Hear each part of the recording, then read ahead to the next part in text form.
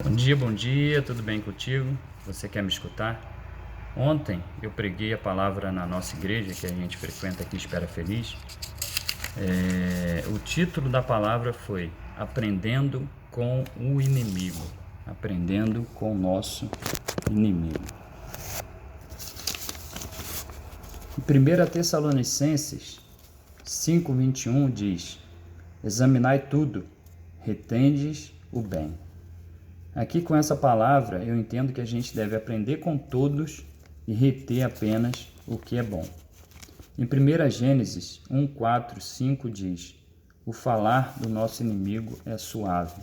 Por que suave? O nosso inimigo, quando ele chegou para Eva para oferecer a árvore proibida por Deus, ele não chegou gritando com Eva. Se ele chega gritando com Eva, com certeza Eva não aceitaria, né? E aí ele chegou suave ali, falando, não, Deus ele quer proibir porque você, né, vai saber o que é bom, o que é ruim. Então, a gente tem que ter esse falar suave também. A gente tem que tirar essa lição com o nosso inimigo. Em Colossenses 4, 6 diz: O seu falar seja agradável e temperado com sal. O seu falar seja agradável e temperado com sal.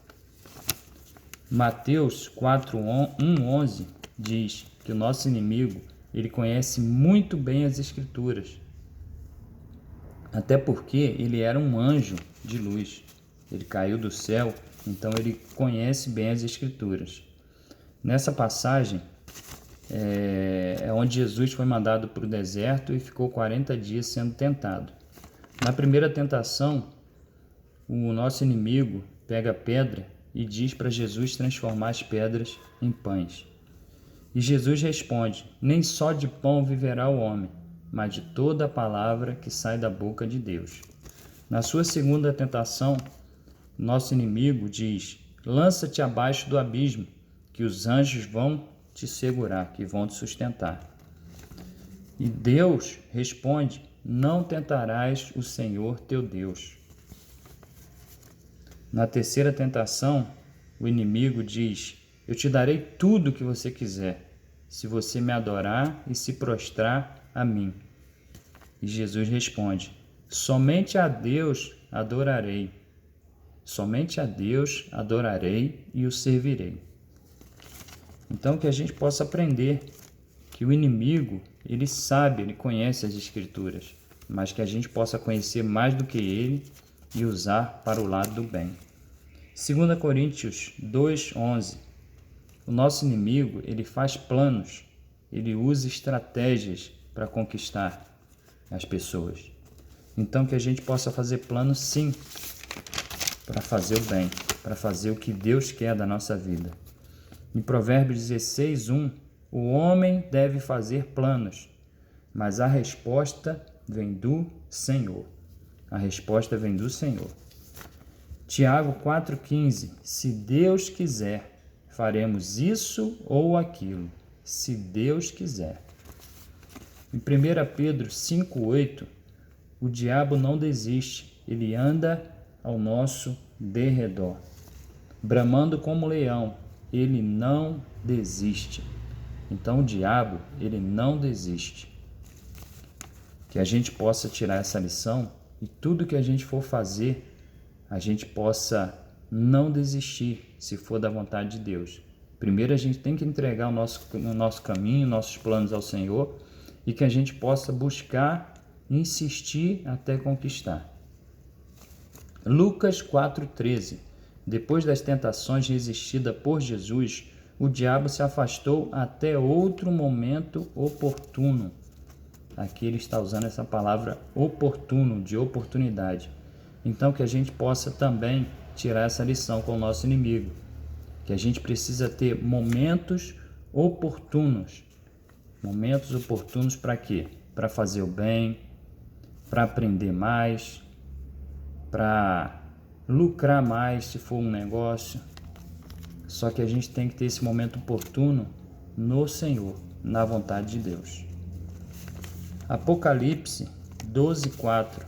O nosso inimigo se une com um terço dos anjos contra Deus. Em Gênesis 11:6. O povo é um, tem uma só língua. Logo, o que quiserem não terá restrição. Então, quando a gente está em união, quando a gente é um só, a gente pode até demorar a conquistar as coisas. Mas se os 2 ou 3 tiverem o mesmo pensamento, vão conquistar o que quiserem. Por isso que Deus confundiu a língua desse povo que estava construindo a Torre de Babel, que eles queriam chegar no céu. Deus precisou confundir a língua deles. Mateus 16:23.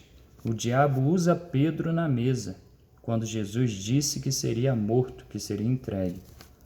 Jesus diz: afasta-se de mim, Satanás, pois não entende as coisas de Deus, apenas as coisas dos homens. Então aqui, Pedro ele foi usado pelo diabo.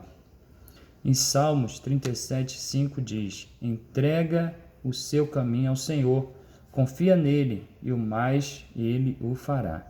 Então que a gente possa entregar a nossa vida ao Senhor e que a gente possa confiar nele, que a gente possa deixar ele nos usar. João 13:27. Quem vai trair o mestre? Depois que Judas comeu o pedaço de pão molhado, Satanás entrou nele. Então Jesus disse,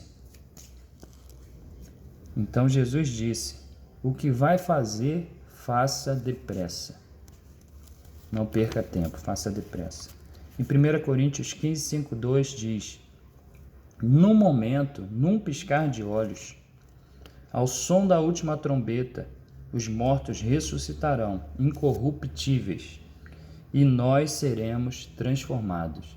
Então aqui ele está falando depressa, num momento, num piscar de olhos. A gente precisa pregar a palavra, a gente precisa evangelizar. Eu confesso aos irmãos que eu tenho 43 anos hoje e do ano passado para cá que eu senti, Deus agindo na minha vida. Que ele falou assim: filho, eu quero você para mim, você é meu. Você precisa ser uma ferramenta de transformação na vida de outras pessoas. Eu demorei 42 anos para transformar a minha mente, verdadeiramente. Eu já era cristão, mas eu não tinha esse desejo pela palavra, de aprender da palavra e procurar colocar em prática todos os dias da minha vida. Que Deus te abençoe. Um beijo no teu coração.